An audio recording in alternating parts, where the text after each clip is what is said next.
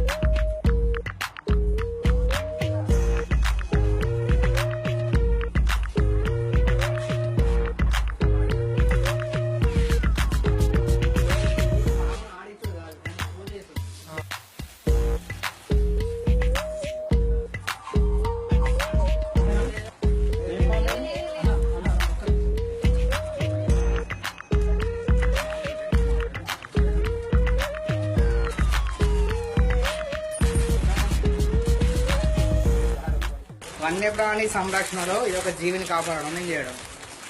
భూమి మీద పుట్టిన మనిషికి బ్రతకడానికి ఎంత హక్కు ఉందో అదేవిధంగా ప్రతి ఒక్క జీవికి బ్రతకడానికి అంతే హక్కు ఉంది. చాలా మంది దీన్ని చంపుతుంటారు. వైల్డ్ లైఫ్లో ప్రతి ఒక్క జీవి ఉంటేనే వైల్డ్ బ్యాలెన్సింగ్ కరెక్ట్ ఉంటుంది.